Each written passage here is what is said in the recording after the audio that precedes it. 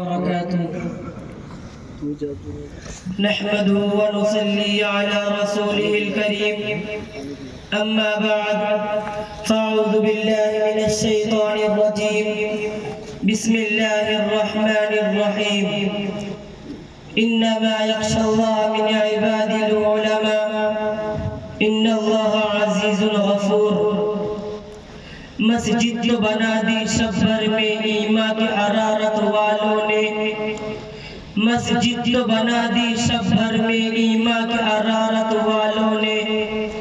من اپنا پرانا پاپی تھا برسوں میں نمازی بن نہ سکا.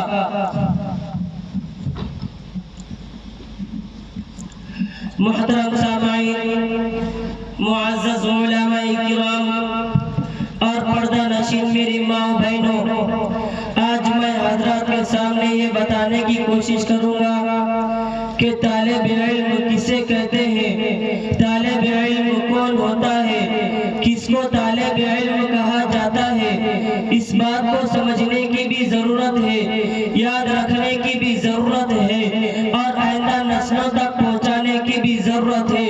لوگ سمجھتے ہیں کہ مدرسے اور مسجد کی چہار دیواری میں سر پر ٹوپی رکھے ہوئے، بغیر اس طریقے سلوٹوں والے کپڑے پہنے ہوئے، چہرے پر داڑھی سجائے ہوئے، شلوار ٹکنے سے اوپر کیے ہوئے یہ جو لوگ نظر آتے ہیں، یہ ایک ایسی مخلوق ہے جو علم نہیں جانتی، جسے ترقی سے کوئی سروکار نہیں ہے. یہ لوگ ندامت پسند ہے، رجعت پسند ہے، ترقی کے راستے کی رکاوٹ ہے. ان لوگوں کو انگریزی نہیں آتی، کمپیوٹر نہیں آتا، انٹرنیٹ نہیں جانتے.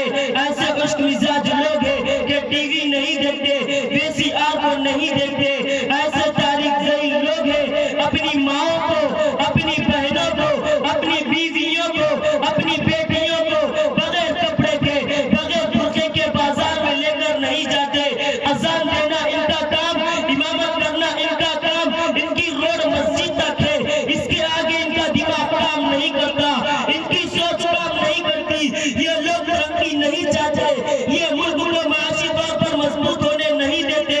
یہ فرقہ پرست لوگ ہیں، معمولی باتوں میں جذبات میں آ جاتے ہیں، بھڑک اٹھتے ہیں. یہ غریب قسم کے لوگ ہیں، دین کے نام پر روپیہ کماتے ہیں، پیسہ کماتے ہیں، چندہ بٹورتے ہیں، اپنی جیبیں بھرتے ہیں. ان کا کام لوگوں کو لڑانا ہے، ان کا کام فساد برپا کرنا ہے. یہ وہ نقشہ ہے ایک طالب علم کا جو انگریز اپنے شاگردوں کو سکھا کر گیا تھا، انگریز اپنے لوگوں کو بتا کر گیا تھا.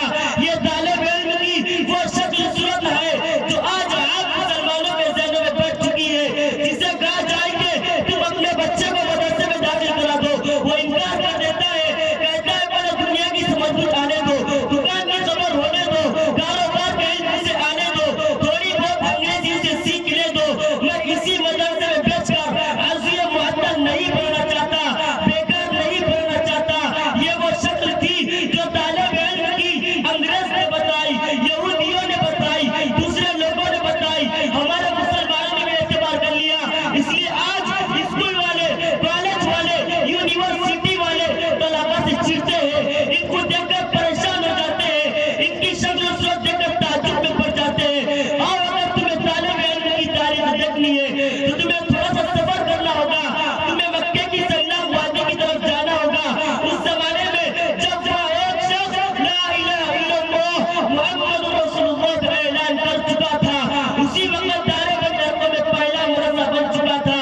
اس مدرسے کا طالب علم کون تھا؟ صدیق اکبر تھے، فاروق اعظم تھے، عثمان بن عفان تھے، علی مرتضیٰ تھے. اس مدرسے میں زید بن حارثہ پڑھتے تھے، اس مدرسے میں بلال حبشی پڑھتے تھے، اس مدرسے